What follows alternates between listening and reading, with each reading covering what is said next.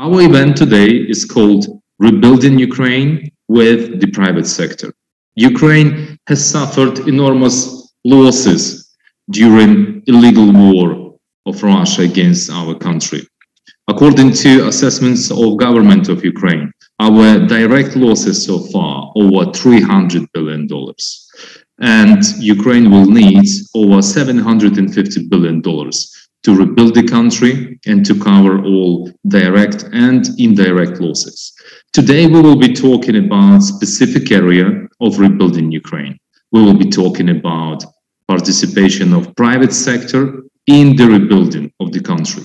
From our point of view and point of view of many experts in Ukraine and throughout the world, the role of private sector in rebuilding of Ukraine will be pivotal. We need to bring new businesses to Ukraine. We need to bring new technologies. We will need investments. But private investors will only invest in countries where investment climate is favorable, where local business is ready to cooperate, and where there is an opportunity for joint growth and profit making. And we are definitely sure that all these circumstances now available in Ukraine, and there is no need to wait till the war ends. We can start doing it now. Today, we will be seeing presentations from government officials, top government officials in Ukraine. They'll be talking about regulatory policy. Also, we will be talking about perspectives of development of processing industry in Ukraine. And we will be giving you some information about insurance programs that are available for investment projects in Ukraine, specifically in the private sector. After that, we will have three very interesting sessions. One of them will focus on investment projects in agriculture. The following one will focus on logistics and transport. And there will be a session on focus on how to produce and where will be produced construction materials in Ukraine that will be so needed for rebuilding of Ukraine. The total amount of projects that will be presented today is 11. The total amount of investments that are needed to implement these projects is just over $1.5 billion US. Let me remind you again, these are real projects, and you will hear presentations from Ukrainian businesses that are ready for cooperation, and they are fully backed by Ukrainian government. Also, I would like to thank our partners, International Chamber of Commerce, as I said, our general partner, for this tremendous support that we received from you. Additionally, we have a number of partners that supported us and provided informational assistance. I would like to thank American Chamber of Commerce, European Business Association, Ukrainian Chamber of Commerce and Industry, Norwegian Ukrainian Chamber of Commerce, Canada-Ukraine Chamber of Commerce, Ukrainian National Committee of the International Chamber of Commerce, Union of Ukrainian Entrepreneurs, Estonia Chamber of Commerce, Ukrainian World Congress, SAIP Ukraine, Ukrainian Energy Agency, Investment Monitor, UVCA, National Investment Council of Ukraine, and Enterprise Greece. Thank you very much for all this support. Today we will have more than 1,000 people, 1,000 business representatives or investment funds that will be listening to our presentations. And I'm hopeful and I'm sure that there will be fruitful outcome after this event. Moreover, we will be doing these events on monthly and quarterly basis. So the world will have constant access to the latest investment opportunities in Ukraine. And let's rebuild Ukraine together.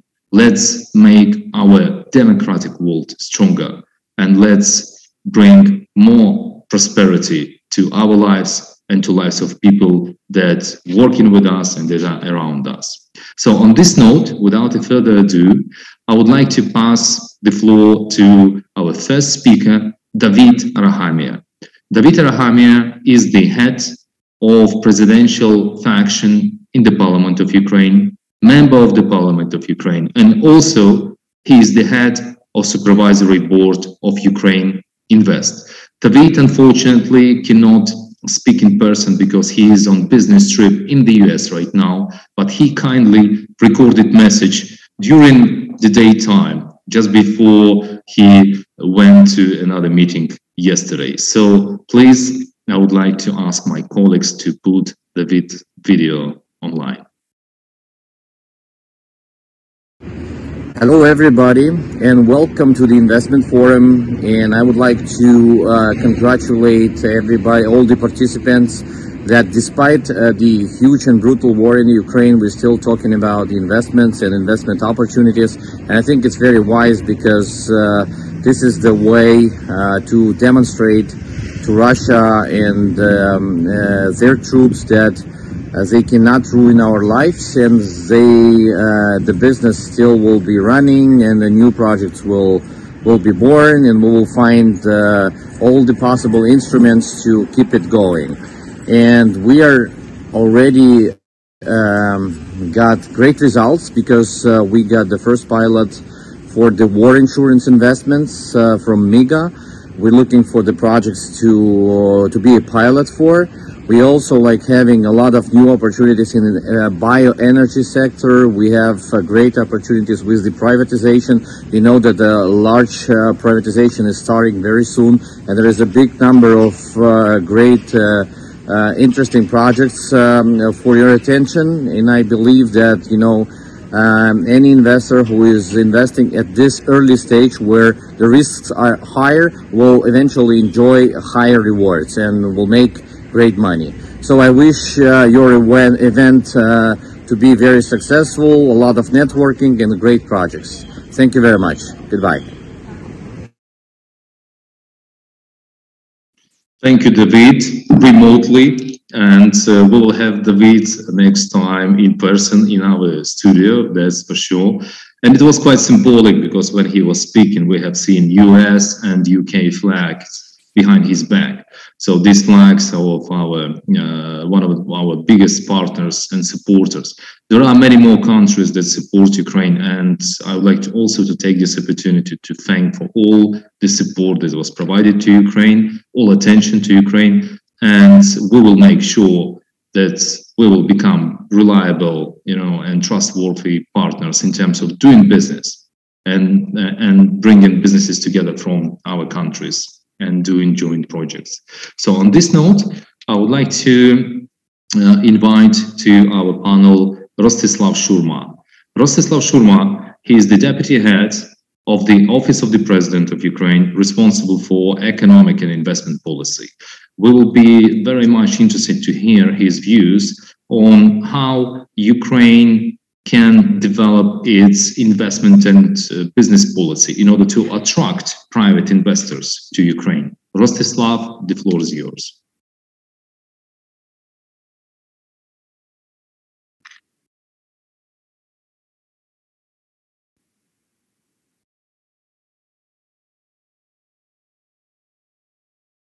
Do we have Rostislav online?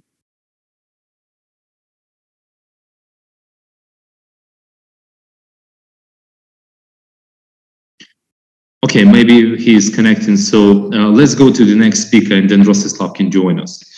Our next speaker is Oleh Nemchinov, who is the minister of the cabinet of the ministers of Ukraine. Oleh Nemchinov, he is also deputy head of the supervisory board of Ukraine Invest. Mr. Nemchinov, we would like to invite you and listen about your views, how regulatory policy has been updated in Ukraine. Thank you, Sergey. Thank you, dear colleagues. I will try to be very brief in presenting the position of the government and the parliament, as well as the president, in terms of the development of the national programs for investments. In order to implement investment projects as soon as possible, aimed at a restoration of Ukrainian economy damaged by the Russian war, the Cabinet of Ministers submitted the draft law number 7711, which envisages stimulating investment projects. And the draft law envisages some privileges, reduced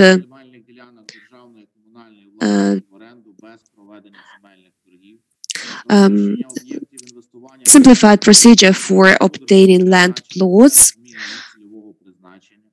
receiving land plots without the procedure for changing their purpose of usage, and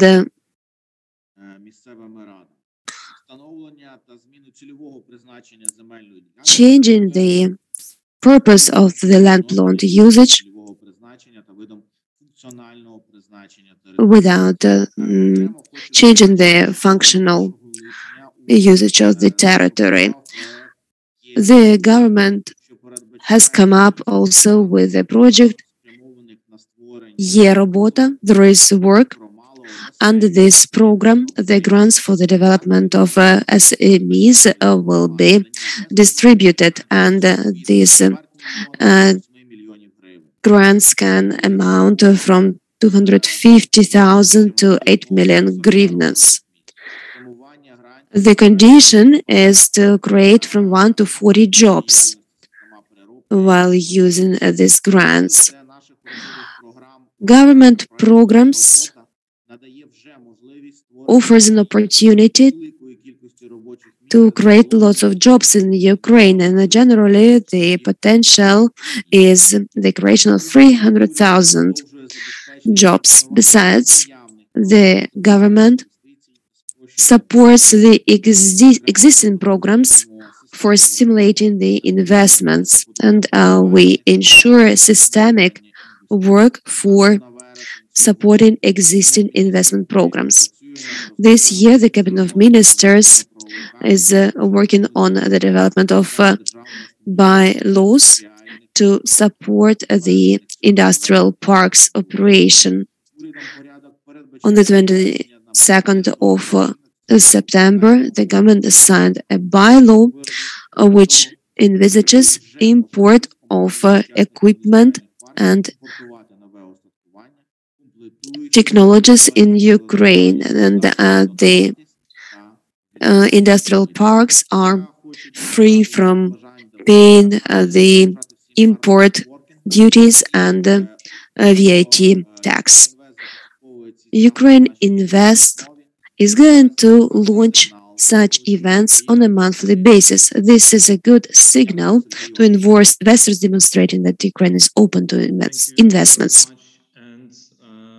I've been told that Rostyslav is online now, so I would like to invite Rostyslav Shurma to make a presentation about his views, about the views of the Office of the President of Ukraine in terms of development of regulatory and business policy in Ukraine to make Ukraine more attractive for private investors. Rostyslav, the floor is yours. Да, доброго дня. Скажіть, будь ласка, українська мова зручно чи краще по-англійськи? Good morning. Is it better to speak Ukrainian or English? Okay, then I'll speak English perhaps. So, thank you very much. Thank you everybody for joining. Obviously, we do understand that in this big program of rebuilding Ukraine, the private capital perhaps will be one of the biggest parts, and we estimate that it be from 70 to 80%. So in this case, we do understand that we should provide the convenient and profitable and favorable conditions for any private investor, domestic or international, to come to the country. So I will focus basically on the areas which will be the most prioritized for Ukraine, and the main tools which we'll use to stimulate these investments. So about the areas, we do understand that there is a huge potential of become the real green energy hub to replace the Russian fossil fuels for the regional market with the solar, wind, hydrogen and biofuels. So we expect the huge area for development there. And the second block that we see is the all types of manufacturing, from wood, steel, agri, because we have all the necessary resources, we have labor, and the key thing, we have access to the key markets now, for the moment temporarily, but we believe that we'll manage to keep up as a permanent access. Number 3 is agri. So we want to move up the value chain from the production of grain, maize, to the more value-added products. And number 4, obviously, is the IT sector, because we have the huge potential, intellectual engineering potential of our people that can be easily converted to the most dynamic and growing industry globally. So basically, what do we plan to do regulatory and stimulating wise to basically to grow up these industries? The key thing, I think, which is really bothers for the moment any investor, is the military risks.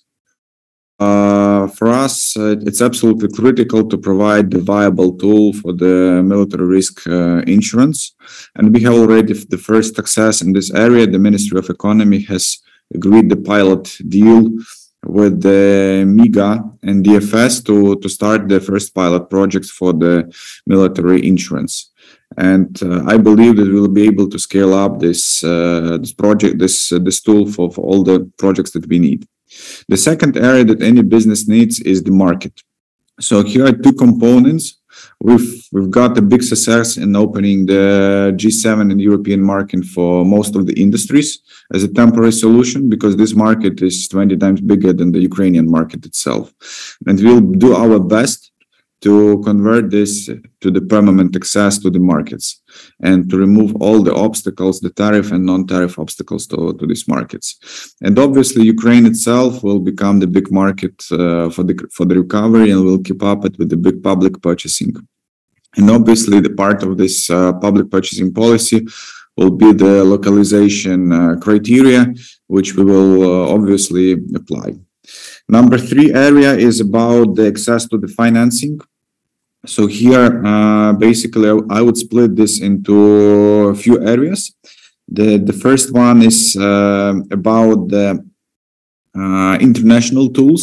For us, it's absolutely critical to open up the limits of the international export credit agencies to finance the supply of the equipment to Ukraine, because all we want to do is about the investments and about the equipment. The second one is about the project financing, international project financing as well. This is diplomatic work with our partners to make sure that the project financing is available for Ukraine. And the second is the local project financing. We are now in the process of discussing of different instruments to implement it.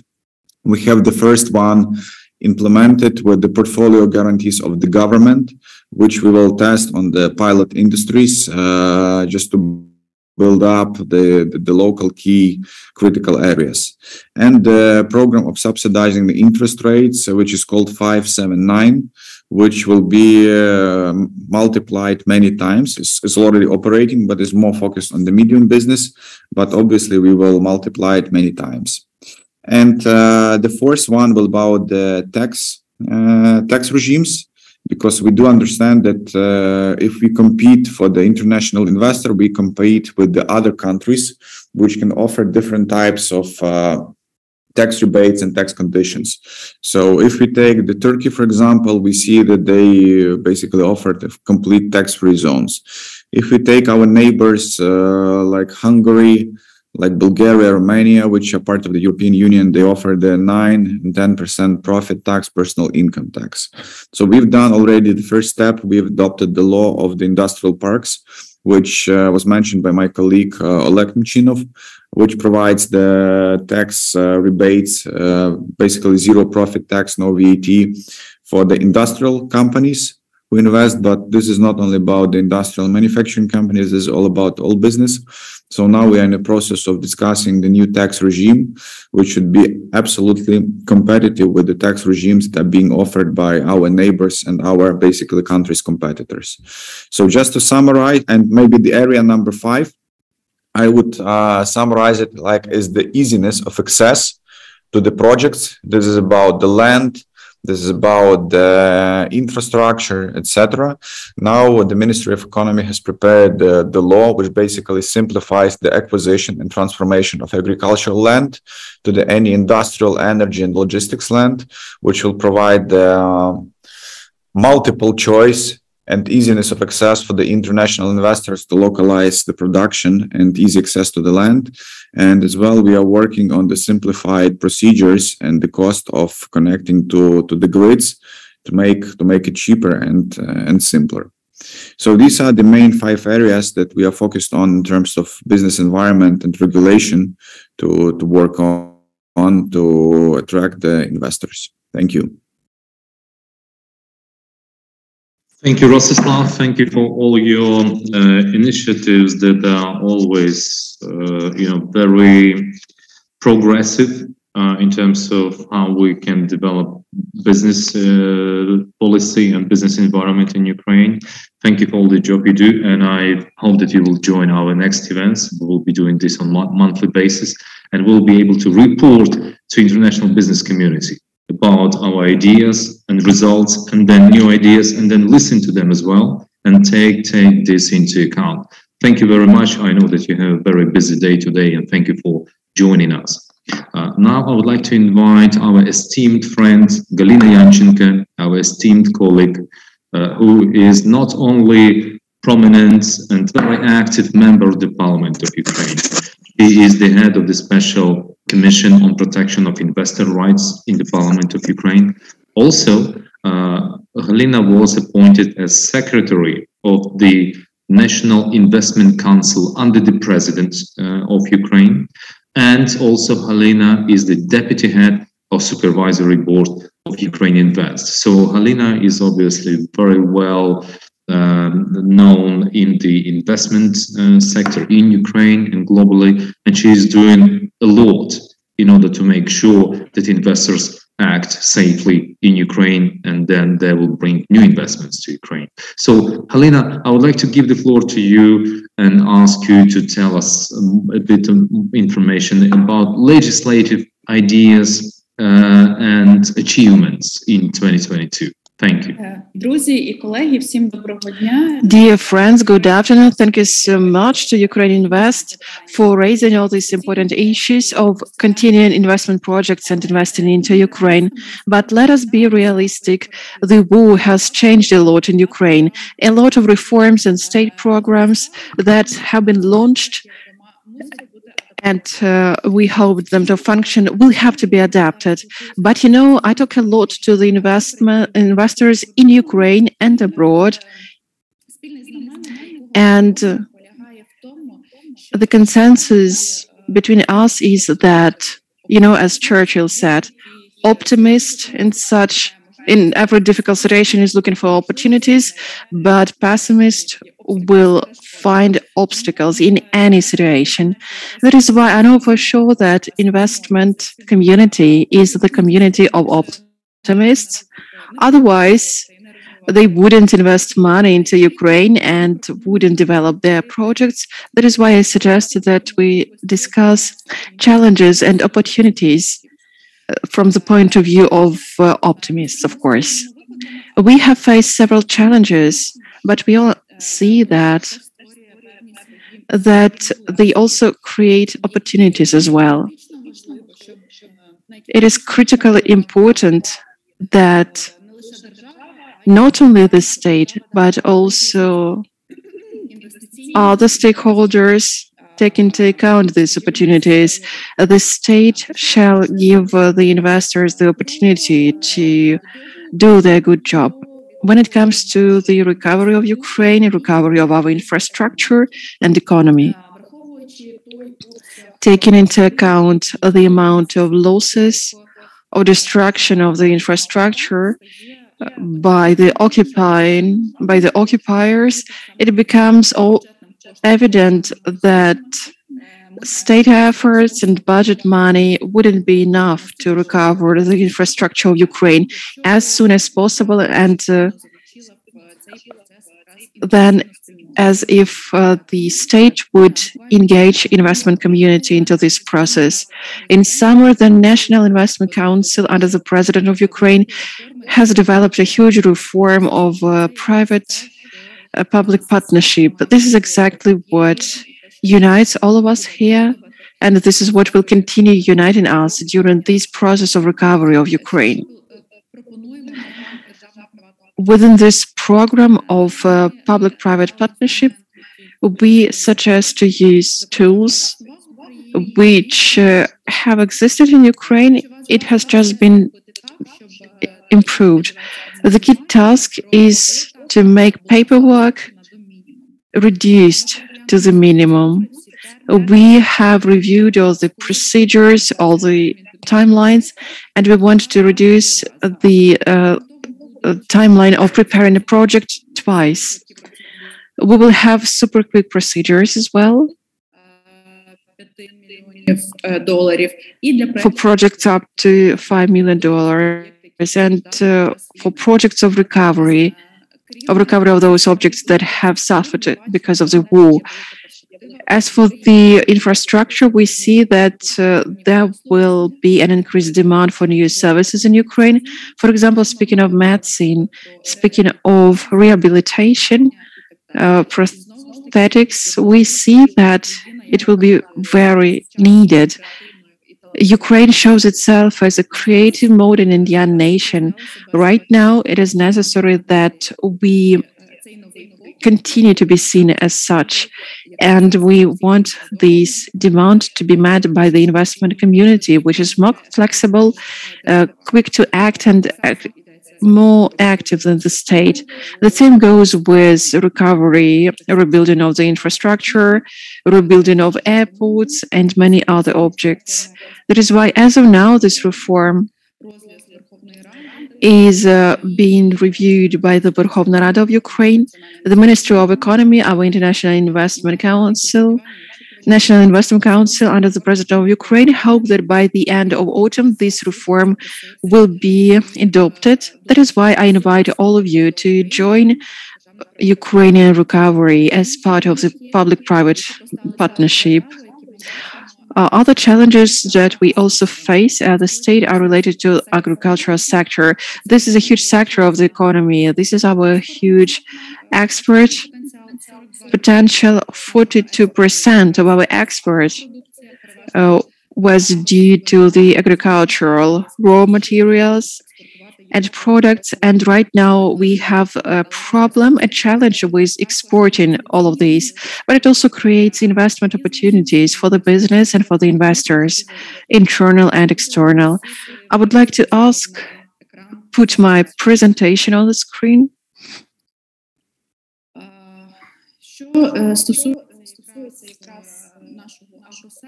As for our agri sector, we can see that challenges of exporting raw materials have led to an increase in prices, but it also creates some opportunities for manufacturing inside the country, processing inside the country, and for the business processes and the math behind the investment projects to look interesting. We have started developing this reform before the war. Before the full-scale invasion, it was mostly related to incentives for processing inside the country and to review the policy of export. But now we focus on concrete opportunities. Here you can see 6 first projects. For example, what can be processed in Ukraine? For example, corn can be processed in Ukraine instead of just being exported. So we suggest to develop more projects like this. The objective behind these projects is to show how it can develop, to talk to internal and external experts, and to discuss our opportunities. Let us take a look at several projects so you can understand what kind of work has been done. Behind each project, there are feasibility studies. So these are additional studies of each and every project which take about 50 pages, but the numbers correspond to the real projects. Bioethanol, this is a very promising area. The Verkhovna Rada of Ukraine is also about to introduce amendments to the legislation of Ukraine to make the additives of bioethanol, biodiesel necessary to be added to the fuel, probably even started from the next year. You can see the numbers. You can analyze the numbers later. So here you can see the volume of investments, the market capacity, the amount of investments, and many other numbers. Citric acid, which can also be done using after the corn is processed. Here you can also have some numbers, and if this business plan looks attractive to you, you can think about investing into this concrete project of processing in Ukraine. So here is another project. I will go one by one so you can see what kind of projects can take place in Ukraine, taking into account those opportunities and the access to agricultural sector. Fructose, biodiesel, also quite a promising industry. And the sixth project, this is yeast extract. But of course, the list is not exhaustive. We are still working on these projects. Protein clusters also are quite a promising area, especially when it comes to export. That is why I urge all of you to be optimists, to look on the bright side of life, and quoting David Arakhamia, those who will enter with their investments first will get all the best opportunities. That is why I urge you not to wait, but to start developing documentation, contacting with Ukrainian investor, with the Ukrainian Investment Council, with the Ministry of Economy and Infrastructure, in order to start the process and to use the time that we have in the most efficient way. Thank you so much. Thank you very much, Halyna. Thank you for your input. Yes, indeed, the agri-processing sector is very important for Ukraine. Let me just give you some figures. In the European Union, 70% of raw materials in agri-sector is being processed. And Ukraine actually exports 70% of our raw materials, and only 13% is being processed. So the room for processing is huge, and Ukraine can easily consume in investments only about $20 billion by 2025, 2027. And Ukrainian companies are very experienced in doing business. What they lack sometimes technology, access to funds, and access to supply chains. So this is where we need ICC and other international partners to step in. So it's my great honor and privilege to invite General Secretary of the International Chamber of Commerce, John Denton, to talk to us about opportunities for cooperation between ICC members throughout the world and Ukrainian businesses. And once again, thank you very much for support to our event. The floor is yours. Thank you so much, Sergey. Let me begin by acknowledging the many distinguished members of the Ukrainian government, the parliament, and the civil service who already presented today. Some wonderful projects already. Friends, your leadership and your courage in the face of this illegal and unjustified aggression, with all its devastating economic and above all human costs, has inspired everybody, frankly. You not only are admirably defending your country and protecting your people, but you are also, as this conference attests, looking to the future by focusing on rebuilding infrastructure, reforming institutions, and frankly, rewarding innovation. The mere fact that we are here today speaking about investment opportunities should leave the world in no doubt that Ukraine is serious about its economic development. I'm sorry I can't be there present today in Kiev. I did, however, manage to visit Kiev, as well as Bucha and Borodyanka in June, where I witnessed firsthand the leadership and courage of the Ukrainian people and a Ukrainian business amidst devastation. I went to Ukraine as a demonstration of the global business community's support for Ukraine. I went as a guest and invited by Gennady Zhizhikov, who will be speaking later. And I was able to meet with senior members of government, but importantly also with all the chambers, virtually and sometimes in person, but also with the citizen. My visit was not just about symbolism. I went because I believed, and I still do, and I'm an investor as well, that Ukraine's ability to defend itself from foreign aggression, its ability to minimize the damage from this war, and its ability to successfully set itself up for post-war reconstruction will hinge in large part on the continued operation of the Ukrainian private sector. For this reason, the International Chamber of Commerce, the World Business Organization, we represent something like 45 million businesses in more than 130 countries. We are the representative of the global real economy. We have been taking many actions to support the Ukrainian economy and, importantly, to keep the private sector going. We've worked with policymakers to ease trade and customs barriers for Ukrainian exporters. We've established an ICC Center of Entrepreneurship to connect Ukrainian businesses with foreign counterparts. And we support Ukrainian refugees getting jobs abroad and building skills to enable them to actually look after themselves. And most significantly, we conceived and shaped the landmark Black Sea Initiative Agreement, brokered in June by the United Nations to restore exports from the ports of Odessa. Access to food is critical, not just for the strength of the Ukrainian economy, but for the global world, and in particular for so many constituent parts of the ICC who are in developing and emerging economies. Our intervention that UN Secretary General Antonio Guterres last week described to world leaders as essential for allowing him to negotiate with the key players. While these actions no doubt have a humanitarian flavor, supporting Ukraine is not just an act of charity. As you will see today, the Ukrainian economy also presents significant opportunities for foreign investors. Today will not just be a talk shop, and will not just be more rhetoric in support of Ukraine. Rather, we will discuss, as we just saw with Halyna, real projects that businesses can invest in now. And supporters of Ukraine will have an opportunity to, as they say, put their money where their mouth is.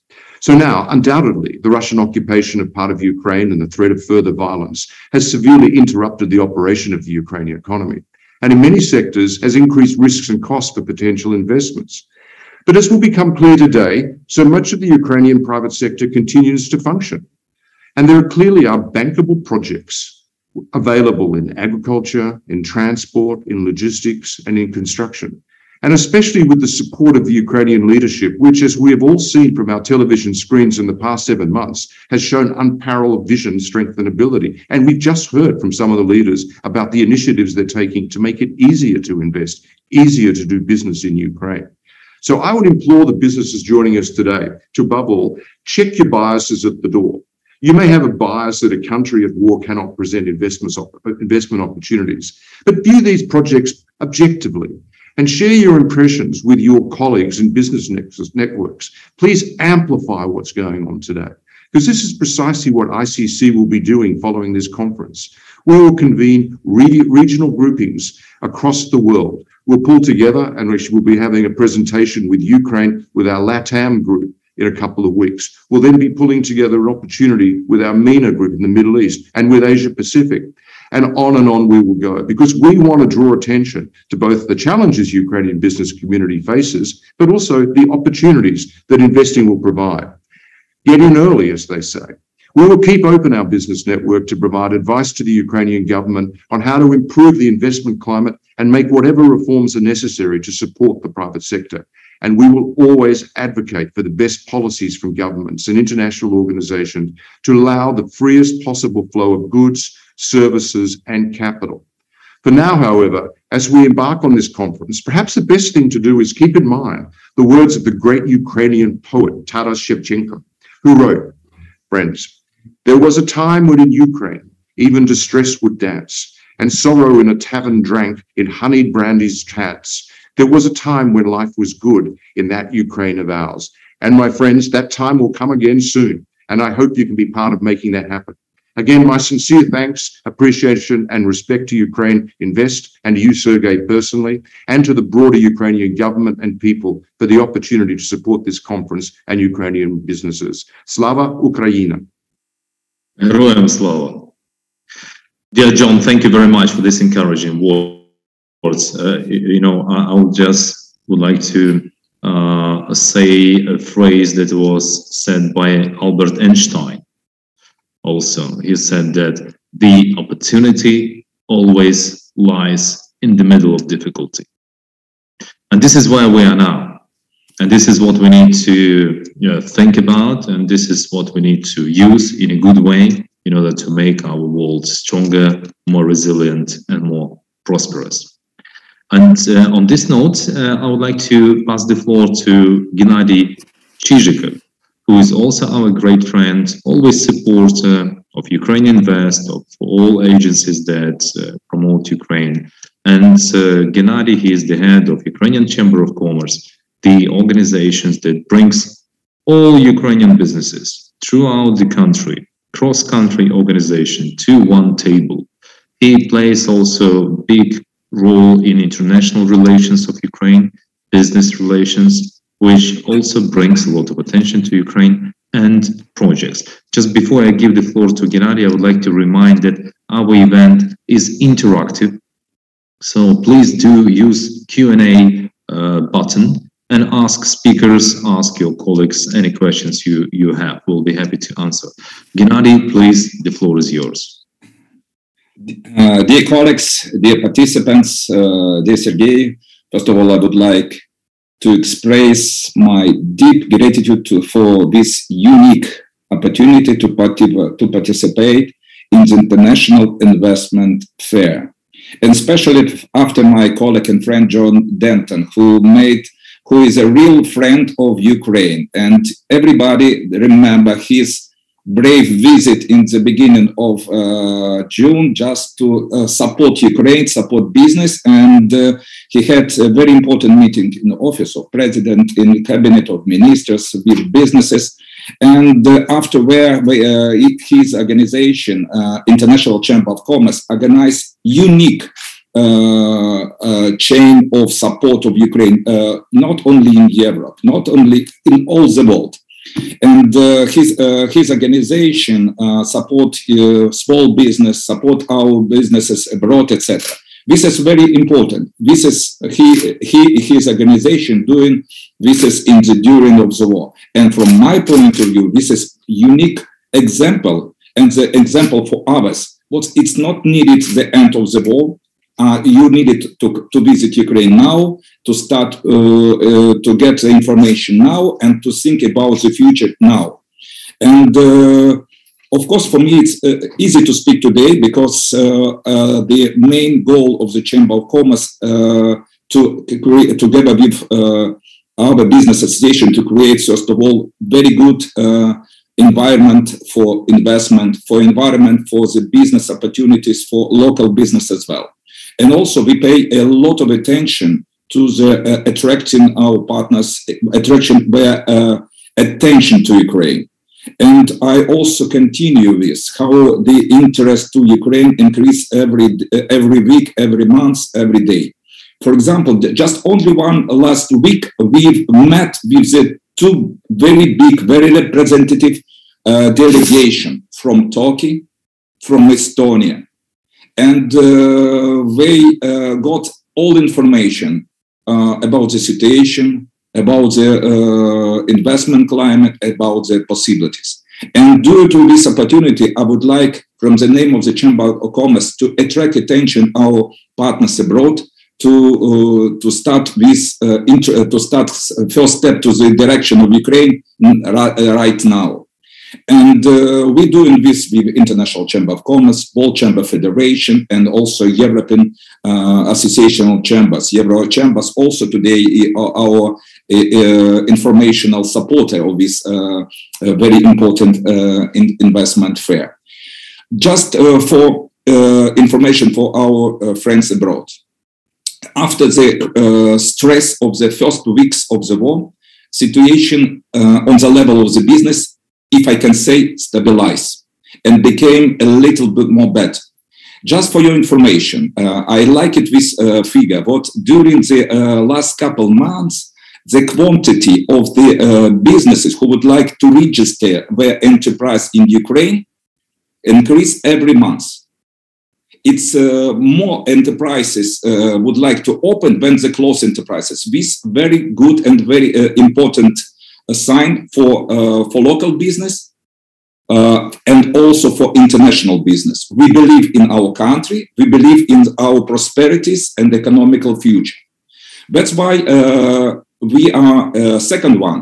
Here, the most of business association working very close to the government, to the office of president, to the Verkhovna Rada, our parliament, just to make as much as possible our business climate more better for Ukrainian businesses and also for international businesses. We try to use the best examples of the regulation of the business in our neighbor, in Poland, in Bulgaria, in Slovakia, and many other countries, just to create here best condition for making business here. It's very important. And I'd like to say from the name of the business, it's not easy, but we see what the office of president, the government, and the parliament would like. We are in the same boat, and we would like to do together this job. It's very, very important. It's unique opportunity and creates a very positive moment for the future, and I'm very sure it will be.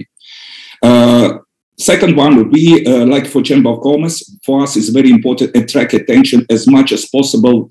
International Business Association. As I mentioned before, we are working very close with the ICC, World Chamber Federation, Euro Chambers, and other. And I would like to attract attention of Ukrainian businesses and international the informational partners of this very important investment fair. Also, our partners in our chambers, in our association, who are working in Ukraine and abroad. This is very important because now it's very important to share right information and share what our international business would like to get. And this work gives good results.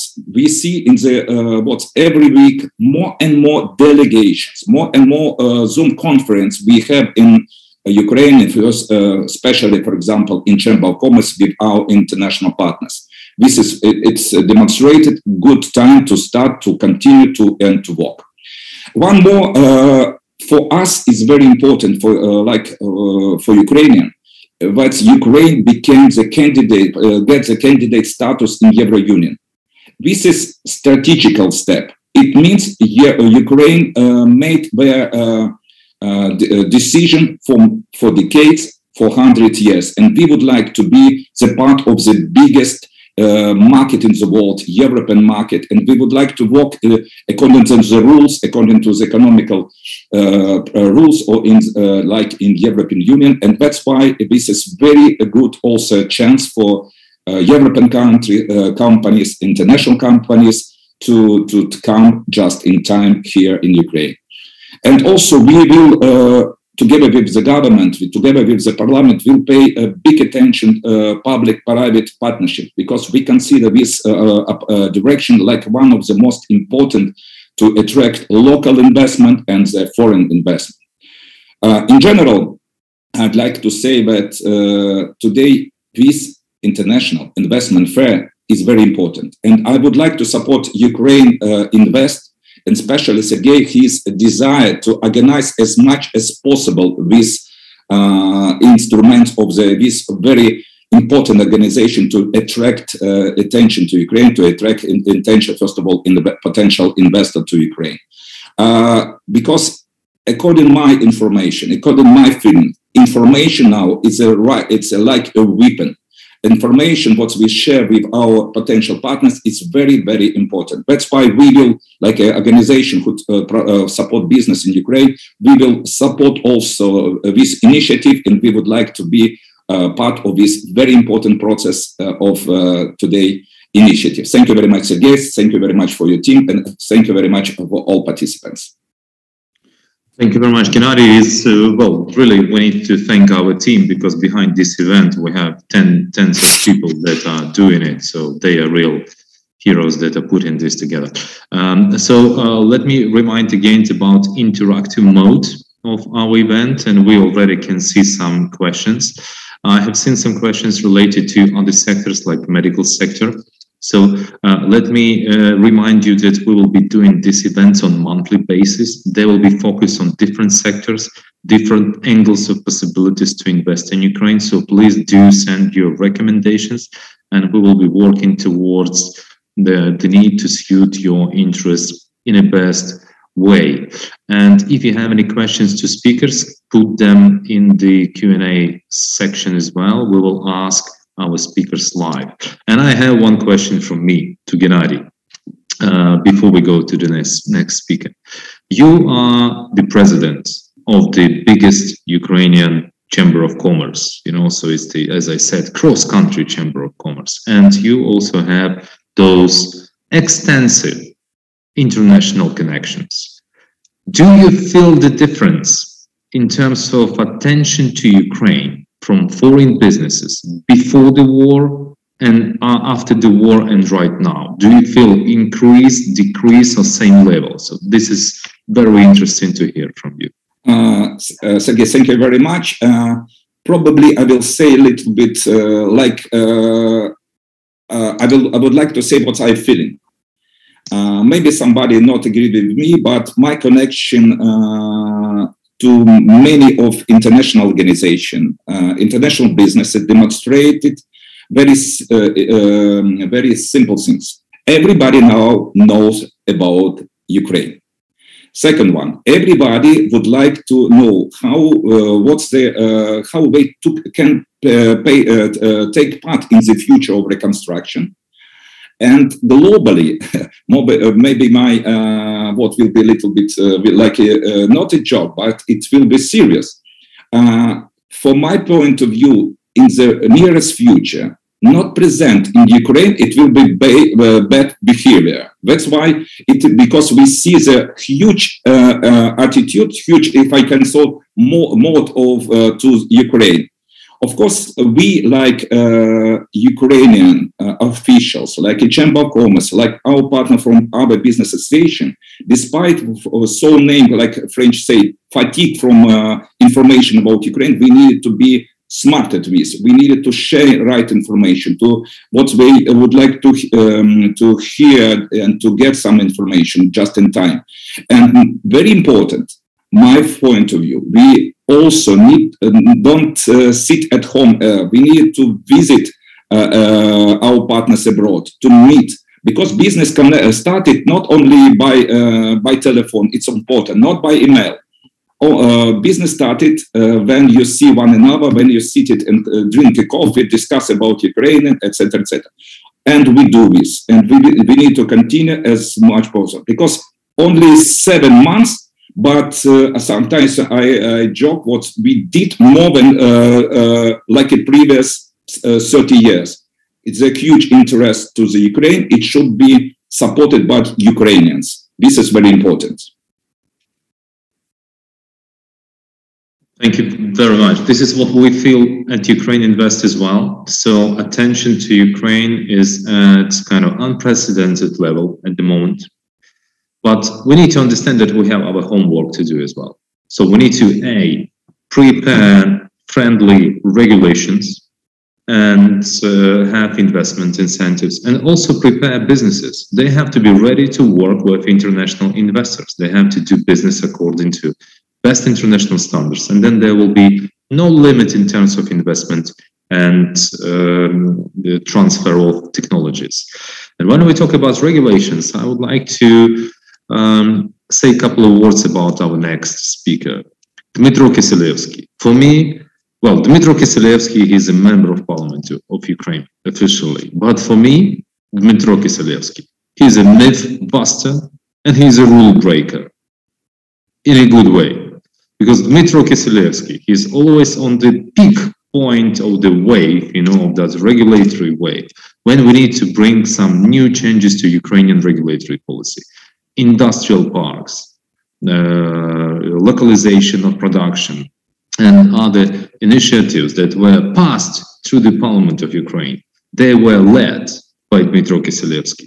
So it's my honor to invite Dmytro as our next speaker to our panel. And now he is working on a specific topic, on specific projects, that is focused on development of process and industry in Ukraine. Very important, because Ukraine needs to move to a new level. We have to build Ukraine 2.0, where we have more value-added products. We are no longer raw materials exporting countries. We need to move into manufacturing and bring more value added. So Dmitro, please, the floor is yours. We would like to listen to your ideas, comments, and your achievements. Thank you. Дякую, Сергію. Доброго дня. Чи чути мене? Thank you, Sergey. Good morning. Can you hear me well? Колеги, ще раз вітаю всіх. Once again, dear colleagues, welcome everyone. My name is Dmitro Kiselevsky. Thank you for introduction. I'm the deputy head of the Economic Committee at the Parliament of Ukraine, and I'm the head of the working group on processing industry. I would like to share my ideas on the future of the economic policy in terms of the real sector, in particular industry. As mentioned before, unfortunately, Ukraine is characterized mainly by export of raw materials, and this is not a positive characteristic, and we have to change this. This is actually the topic of my statement. I would like to broadcast my presentation. I'd like to share the screen. For some reason, I cannot do this. Dear host, please help me, because I'm not allowed to share my screen. Technical support colleagues, please let Dmitro share his screen. Yes, it's fine. Can you see my presentation now? Yes. Wonderful. So we are going to discuss the processing industry. If you listen to Zelensky's statements, then you know that apart from the military aspects and international cooperation, he often focuses on some economic development characteristics, and he mentioned the need to increase the value-added production, and for this reason it is important to develop the industrial parks and create localization programs. This means that the country is ready for a certain transition to have greater value added within the country. On this slide, you see lots of figures. These slides are information intense, but I'm asking for your patience. Here you see the share of the processing industry in GDP in Ukraine compared to neighboring countries. So this is Ukraine, and the share is 10.3%. This is the share of the processing industry in our country. Let's compare this share to other countries such as Poland, Turkey, and Slovak Republic. You see that the share is approximating 20%. Had we compared this share with Germany, for instance, we would see that the share is much higher. So this small share of processing industry can be compared to a disease which we have to cure in Ukraine. And here on the left, you see the GDP distribution per capita. It's twice as low as in other countries neighboring Ukraine, and we have to change the situation. This is our aspiration. On this slide, you can see a couple of examples of implementation of policy of incentives to the manufacturing industry that we used in the past. Unfortunately, for the last 30 years since the independence, we're not very successful from transferring from processing economy to other types of economy, but there were quite a lot of achievements. In the beginning of year 2000, Ukraine was the biggest exporter of sunflower seeds. Then there were custom duties and state policy, and Ukraine became the world's largest sunflower oil exporter. There were some problems with exporters, but there were lots of factories built, and now Ukraine grows even more sunflower. But we also have the oil extraction industry ban on wood exports. We also remember that our partners were not very passionate about this initiative, but the state was still sure that it is necessary to introduce this ban. We have the Carpathian forest, and more than 50%. There was an increase in wood processing industry. And the third example is agro-industrial building of equipment. When buying Ukrainian equipment, Ukrainian transport, Ukrainian businessmen get compensation from the state if they buy something from the state. There are about 100 companies that produce different agricultural machinery and equipment. So it means that it works, and it leads to an increase in the real sector of producing. It means that investment climate is also very important. If the state offers incentives, then you can see the results. Some of them which are on this slide.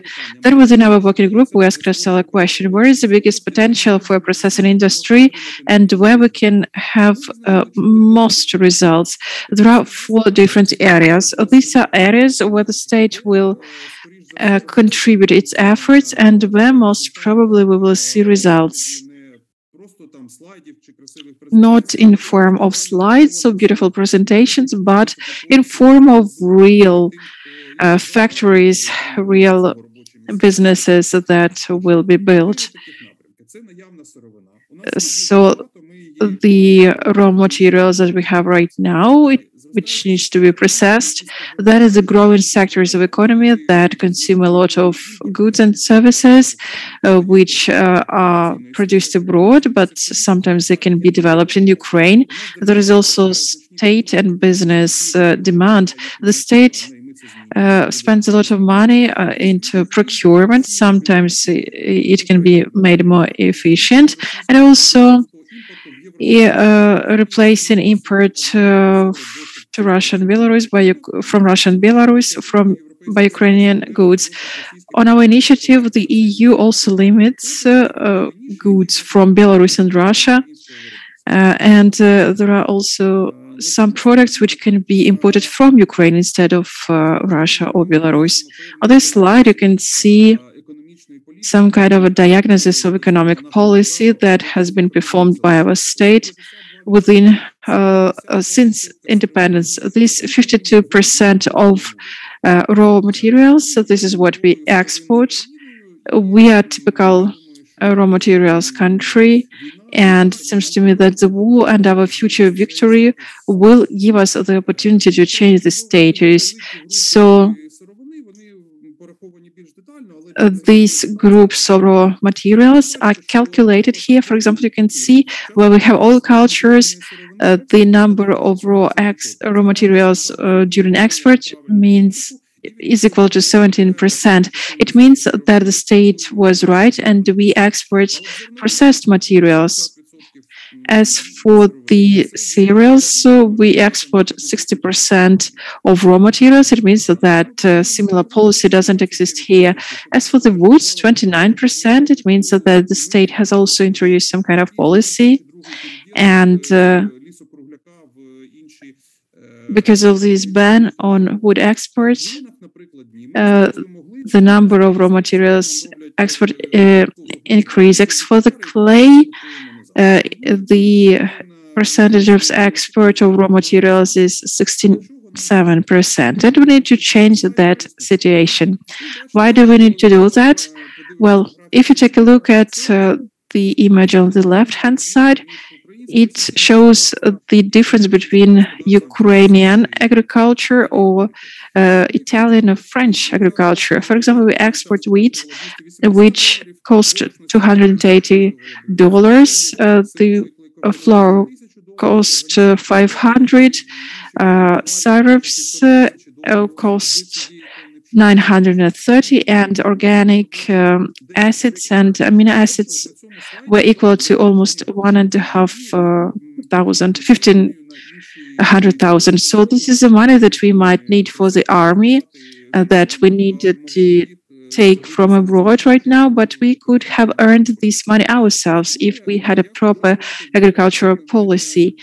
And I would like to ask a provocative question. All of you see that the entire world wants to deblock the export of Ukrainian grains from the blocked ports by the aggressor. Of course, everyone is enraged and they want to fight for that. But I haven't heard a discussion in Ukraine why we try to export several dozens million cereals here in Ukraine instead of processing here, because maybe it will help us get more money by not exporting all these crops, but by processing them inside of the country and then export the processed products.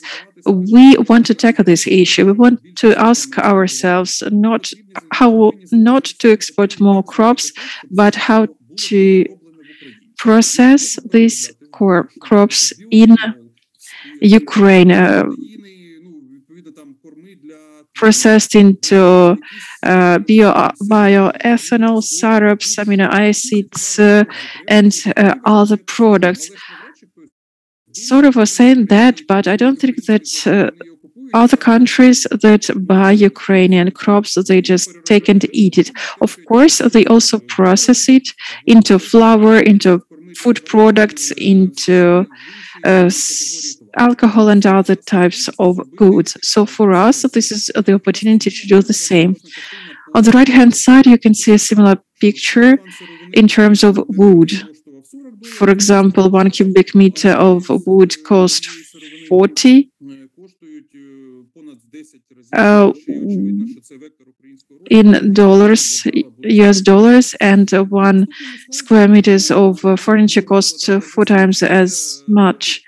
So on this slide, you can see the demand in the growing sectors.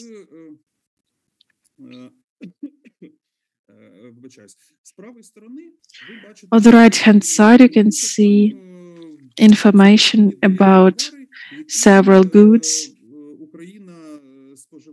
that Ukraine consumes that are imported into Ukraine. And you can see an interesting picture. We consume oil and gas products, ready oil products for $4,700 million US per year. The same goes with pesticides, paper, and glass. And you know that, for example, in Dnipro, the city where I live, there were a lot of shattered glass, and of course we do need glass. Before we imported it from Belarus and Russia, and right now we import glass from anywhere we can. But can you imagine what kind of demand will be for glass? Other goods which are consumed by the growing sectors of economy. This is an opportunity for investments into the processing industry. The state will have to create conditions for producing these types of goods in Ukraine. If you don't do that, at some point we'll just have no money left. Because can you imagine how much we shall export to buy, for example, a train or a helicopter? So the share of these imported goods accounts for 40%. Here, I'll let myself be honest. This slide is the answer to the export policy in Ukraine. It became our public procurement more open, and of course, this is an achievement, but this model of public procurement made this procurement open for incoming input. For example, you can see that this number is 6.7%. This is the percentage of import into public procurement in the world countries. In Taiwan, it's 17%. In Ukraine, it's 38%. This is the share of income into public procurement. It means that out of these 700 billion hryvnias that are for public procurement, Ukraine, about 40% we spent on import. This we have made the first step to improve this country, to improve the situation, but we want to decrease this percentage, this 38%. If we decrease it at least to 20, we will get 120 billion hryvnias for producers in Ukraine, and we are going to do that. So first aspect is the replacement of import from Belarus and Russia. So this is about substitution. The war rages for many years, but before we bought from Belarus and Russia for about $11 billion, and the EU bought goods and services for $25.5 billion per year. And these are just oil, rapeseed oil, processed wood, chemical fertilizers, glass. So these are the products that are also produced in Ukraine, and we can sell that. We can produce these goods for almost $37 billion. So these aspects help us understand what kind of factories can be built in Ukraine in order to meet this demand or those needs that I've mentioned. We are talking about processing raw materials that abound in Ukraine. We are talking about substitution, export substitution by Ukrainian goods, and we are talking about other industrial products that are in demand in Ukraine. These are not just pure fantasies. It's real demand which exists in Ukraine, which can be translated into real money and which will be stimulated by the state. 750 factories, which account for $90 billion of investments. This is investment into real economy. We're all happy when IKEA or any other chain network comes to Ukraine, but these are not exactly the investors that we are waiting for. Of course, we are happy to welcome IKEA, but we also need other investors. We need investors that will produce something here instead of just selling something. When we see that there are also investments, I would like to say that we need investments into the real sectors of economy. We need new jobs. And now a little bit about policy. How the state will make sure that this potential is realized in real life. So these are the draft policies. Let me put it this way. I would also like to add that before the war, all this potential in Ukraine has existed before for many years. But I don't know why nobody really came to Ukraine with investments. This was because Ukraine had to have a certain policy. We discussed the situation with key economic stakeholders in Ukraine, with representatives of the authorities, and we agreed that the policy that I will present to you now in a couple of minutes, this policy could be implemented. We will discuss each and every decision, but the key aspect is the following.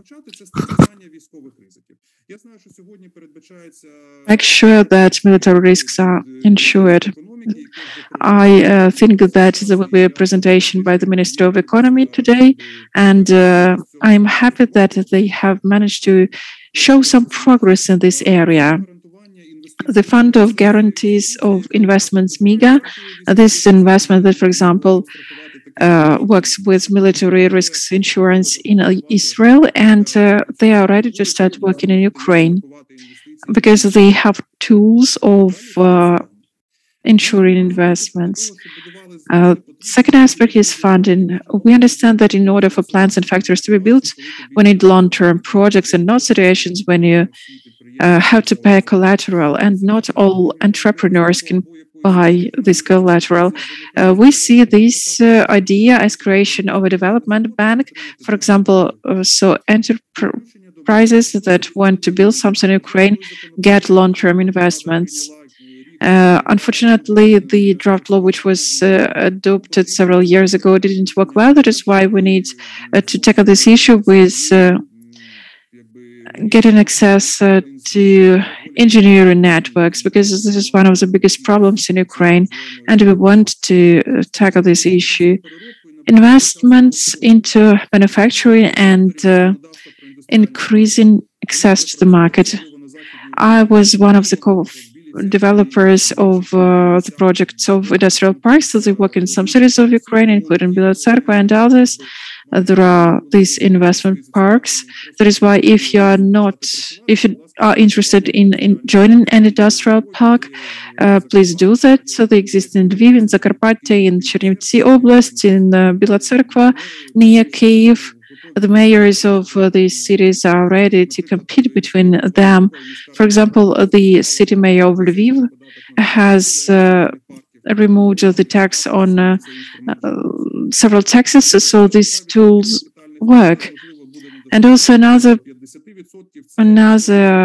aspect is compensation of capital investments.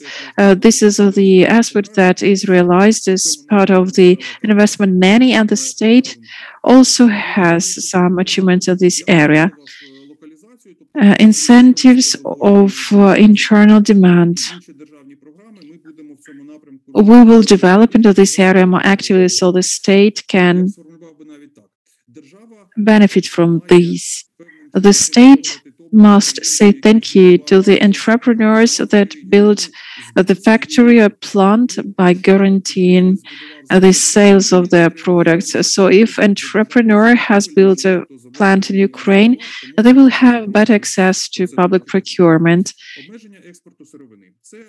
The limitations of export of raw materials. It has been discussed long before, and I think that we'll be able to make concrete steps in the nearest future, and we'll do that soon. Stimulating export of ready products.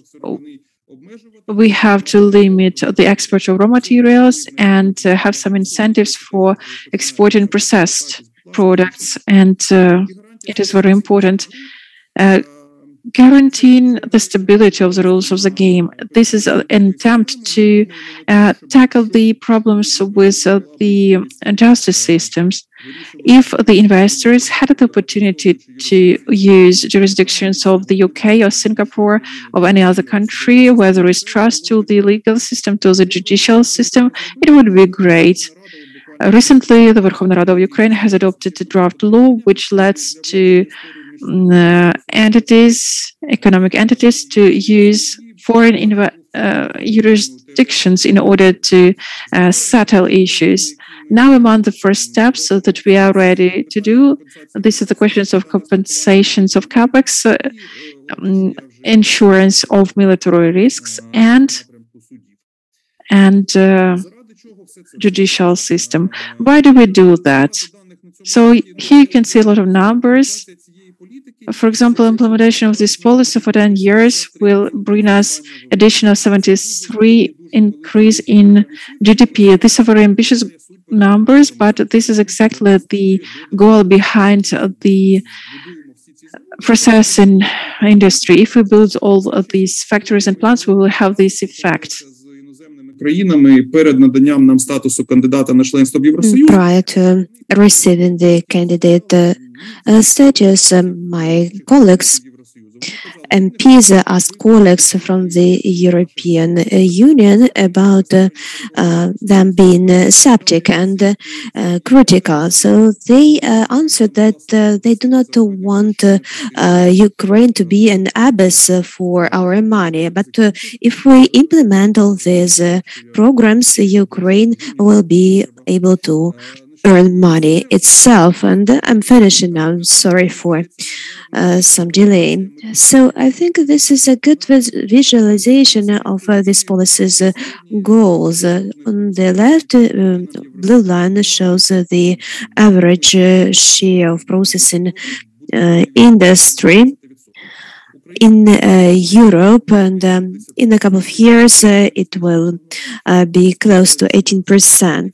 But for Ukraine, this forecast at the moment is less optimistic. However, if the policy is implemented, our share will achieve over 20%. And the same situation is true for export. We used to have the share of processed goods at the level of 73% in our exports, but now this share is much lower. It's 36%. But the European integration in Ukraine should be reasonable, and it should result in a particular achievement. So such an achievement, increased share of processing industry, will be a tangible result of the European integration. And finally, I would like to present the working group of analysts. We communicated with the ministries, with the Office of the President, the Minister of Economy, and other structures. So we are going to implement the policy developed by these offers. Thank you. Which is very interesting. And I know that this data was gathered during kind of last couple of days and a week ago. So there was no physical possibility to translate yet. But this presentation is already being translated into English language, and we will spread this presentation, sent out to all participants today, for your closer scrutiny and attention to this presentation. So at the moment we have more than 370 participants that watching us online, more than 1,400 people registered, and they'll be joining us for different sessions. So I think it's a very good turnout. Dmitro, thank you very much again for your presentation. Thank you very much for your activity. We understand what you do. Well, European directives, they are important guidance for Ukraine because we have EU-Ukraine Association Agreement and they have very good foundations. But every country is different. And I agree here because every country is at a different level of development, different level of industry and different level of regulations and ability to comply with directives. So directives are foundations, and we rely on our parliament, our government, to make them as fit for Ukrainian economy and for development of Ukrainian economy as possible. Dmitro, thank you very much. And now I want to move to our next presentation, which is elephant in the room that was mentioned already 3 or 4 times just at the beginning of our forum. Insurance programs for private investments. What was happening before the war? Before the war, a big number of export credit agencies, they were offering political risk insurance and war insurance to companies that were investing in Ukraine and operating in Ukraine. After the war started, a big number of these agencies, they put on stop these programs for Ukraine, but some are still available. So let me ask if Alexander Griban, Deputy Minister of Economy, is already online.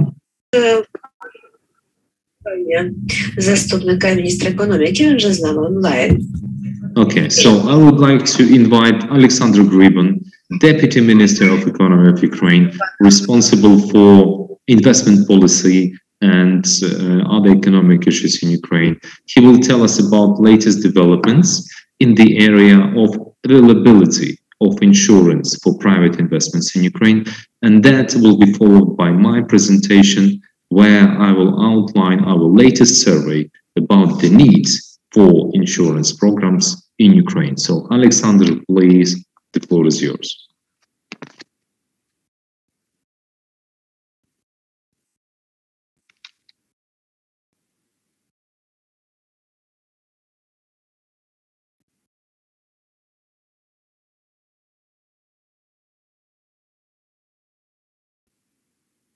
Alexander, are you with us?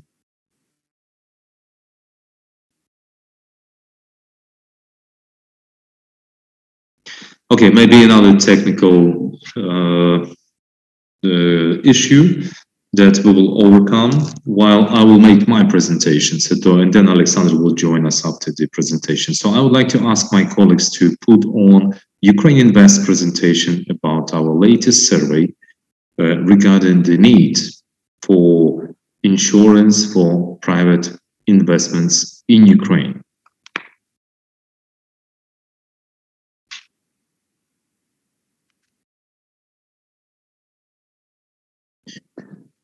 Next slide, please. On this slide, you can see what kind of damage this unprovoked illegal war caused to Ukrainian economy. You can see that housing and transport infrastructure were hit severely, and overall infrastructure damage alone is around $114 billion US.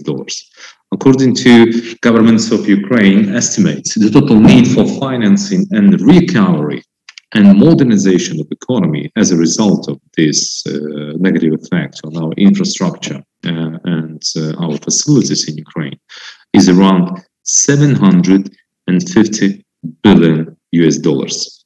Next slide, please.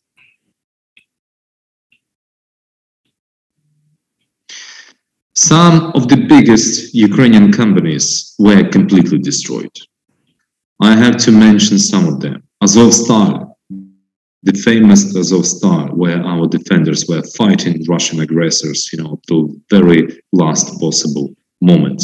So the asset was fully damaged and destroyed, and the cost is $1.4 billion US. Also, companies like Mandelis Ukraine, Obio, Coca-Cola Beverages, Vetropark, Kremenchuk Oil Refinery, and Zorya Mash Project were fully destroyed by Russian missiles and Russian attacks. Since the beginning of the war, more than 25 large enterprises in Ukraine have been seriously damaged or destroyed. As of September 2022, at least 420 enterprises have been damaged, destroyed, or seized. But I need to bring your attention to other figures as well. In Ukraine, we have 512 big enterprises.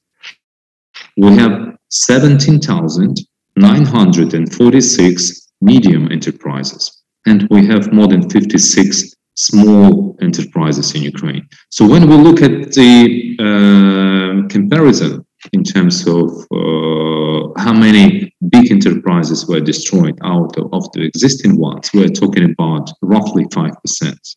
When we talk about medium-sized enterprises, so less than 1% were destroyed or damaged somehow, and even less small enterprises. I'm not saying this to assess Russian aggression. It's a terrible aggression that have serious consequences, and we will have to deal with that, for years to come. But because we talk about insurance right now, that shows how small is the percentage compared to overall industry in Ukraine, and how small is the possibility to get your facility physically destroyed. That should be put as argument, before international underwriters and international businesses when they consider Ukraine. Next slide.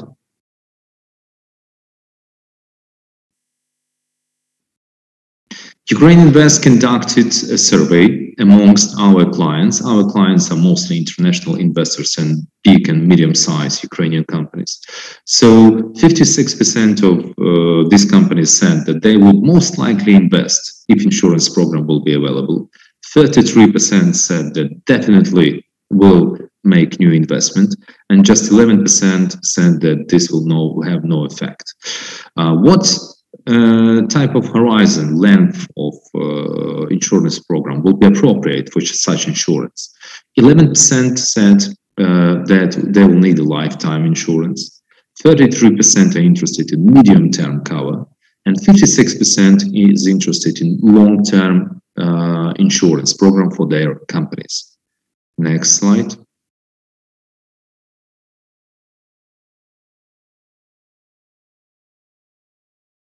What would be the appropriate, what is it appropriate to cover with such insurance for companies that operate in Ukraine? 95% of the companies said that they would like to cover assets. 42% would like to cover income.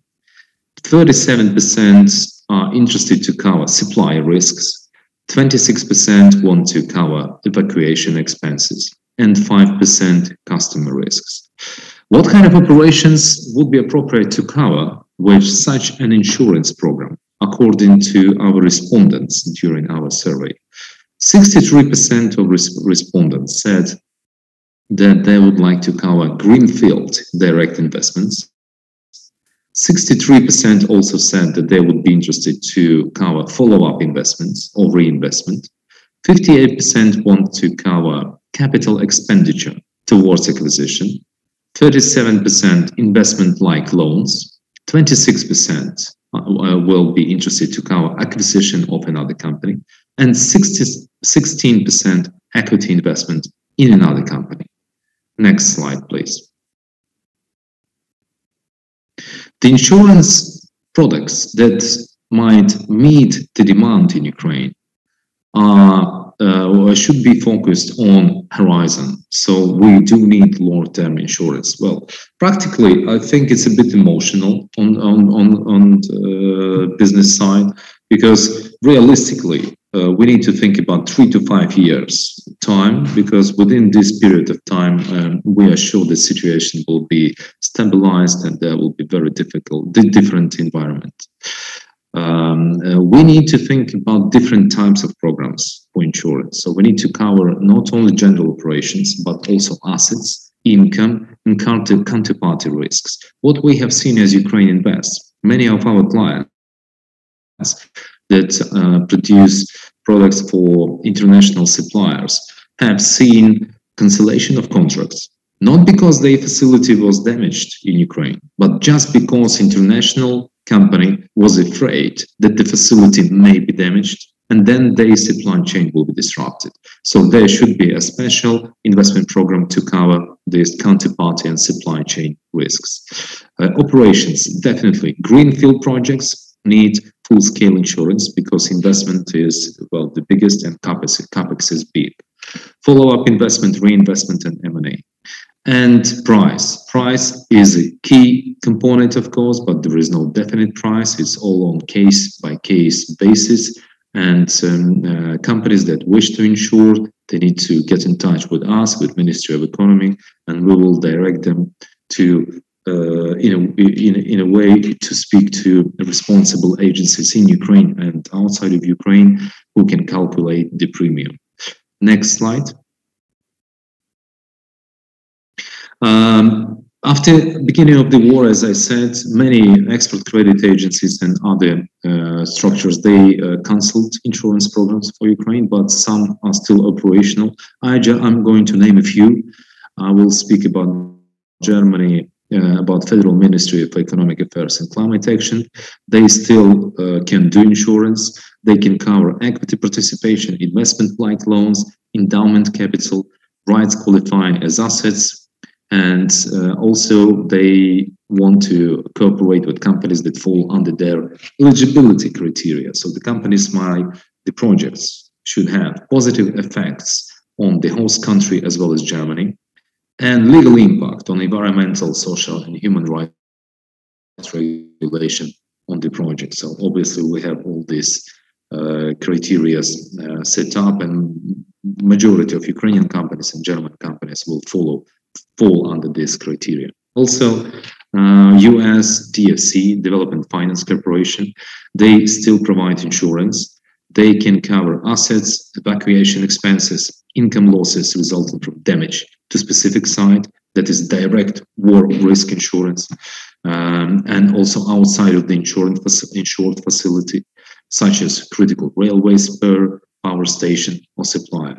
DFC is working with Ukrainian companies on case-by-case basis. They do not have any set premium for all investment projects, but if you have any interest, we'll be happy to put you in touch and support your application.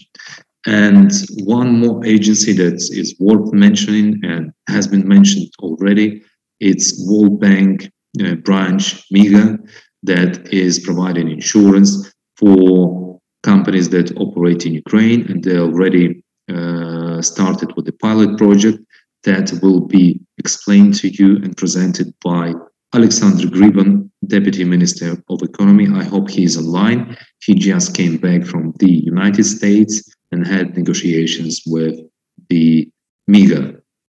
Alexander, please, the floor is yours. Could you give us more details about your latest negotiations with MIGA and perspectives for increasing the program?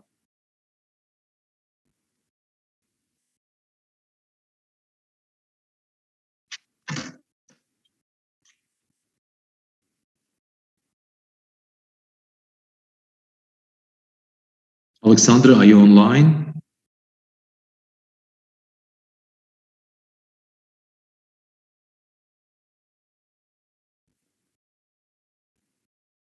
Okay, I think we have another technical issue. We'll try to connect him later. So I will say on his behalf, so the MIGA provided a pilot project for $30 million.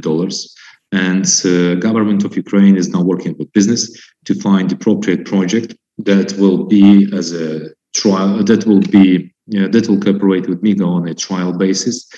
And then we will understand how this will work out at a later stage, what will be the premium, and how this 30 million can be increased. According to our information, MIGA can increase this program from $30 million to $1 billion.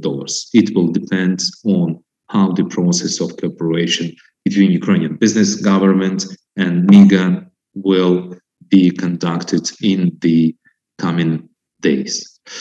So on this note, I would like to ask if Alexander is online. If he is not online, then I will just say a couple of words about our next sessions, and then we will start our next presentation at 10:45, and we will have a section on agriculture. So we have finished with official introductions. We have finished with presentations of government officials. You can see Ukraine is open for business. Ukraine is as ever flexible as never before in terms of readiness to develop our regulatory policy, to introduce new incentives for investments. I had to remind you that Ukraine now has several investment incentives programs. One of them is the law of Ukraine on state support for investment projects with significant investments.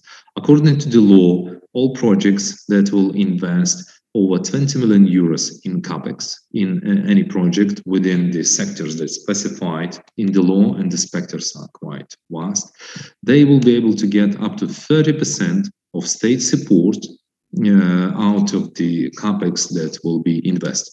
Ukraine Invest has been authorized as a designated agency of Ukrainian government to support investors according to this law and to help them create and submit applications, and then support them on the implementation of the project. Why this law is important? Because after investor will submit application to government of Ukraine, namely to the Ministry of Economy of Ukraine, they will be able to sign a direct contract with government of Ukraine that will last for up to 15 years. And all conditions between state of Ukraine and investor will be stipulated in that agreement. Agreement can be signed according to international laws, and there could be special clauses that will prevent investor from any unexpected changes in regulation in Ukraine. So, for example, if taxes will go up or any rates will increase and they will be less favorable for international investor in Ukraine, this will not be applicable to those investment contracts that will be signed according to the law on state support for investment projects with significant investments. According to the law, you'll be able to get up to 5% corporate income tax relief, connection to grids, and other soft incentives. Also, we have passed the law on industrial parks and the law on fiscal incentives for industrial parks. Also, according to that law, investors will be able to benefit from 10 years corporate income tax relief, complementary connection to grids, and other incentives that are very important for doing business in Ukraine. The threshold to register industrial parks was decreased, and it went down just to 10 hectares of land compared to very big numbers that were in the law before. So Ukraine is going there. Also, the government of Ukraine has registered a new draft law number 7711 that will speed up process of investment projects. So now, according to that draft law, investors do not have change the purpose of the land. So even if you have agricultural land, for example, you will be able to build facilities there. Also, you will be able to get lands within the much quicker process and acquire this land. And there are a number of investment incentives that are embedded in this law. It's a draft law for the moment, but I'm sure that it will be passed soon through the parliament and will be available to investors. So Ukraine is moving in the right direction, but dialogue with investors is very important for Ukraine. So we count on you here. We count on your ideas. We count on your proposals. Ukraine Invest, happy to receive any ideas from you and jointly speak with the Ministry of Economy, with the Parliament of Ukraine, with all regional authorities as well, because you will be implementing your projects in the regions of Ukraine in order to make sure that the project will be effective. So first part of our event is finished, and now we are moving to a very interesting part of our event, because you will see real cases, real investment projects, no ideas, just real businessmen that will present their projects to you, and you will be able to choose your favorite one right today. And I hope that you will be able to get with Ukrainian businesses today and tomorrow and start your investment cooperation. We will have 3 sessions. Session number 1 will focus on agri-processing. Session number 2 will focus on logistics and transport. And session number 3 will focus on construction materials, which is very important for rebuilding of Ukraine. Every session will start with analytical research of Ukraine Invest team about the potential of specific sector. So you will see why this sector is important for investments right now and why we have to start doing business and plan your investment today. We should not wait until the war ends, because investment project planning may take between 6 to 12, sometimes 18 months. So let's start today. And one of the favorite projects for Ukraine that will be presented today will be Kingspan case. Kingspan is the Irish-American company that was the first one to leave Russia and the first one to announce big investment in Ukraine. Their investment was announced in June 2022. They'll invest more than 200 million euros, and they will build the biggest globally technological campus of their company in Ukraine. So it will be prominent, highly technologically developed facility that will be built in Lviv and Lviv area. You will hear their presentation today, and I hope that investments will follow into all other presentations and projects that will be presented today.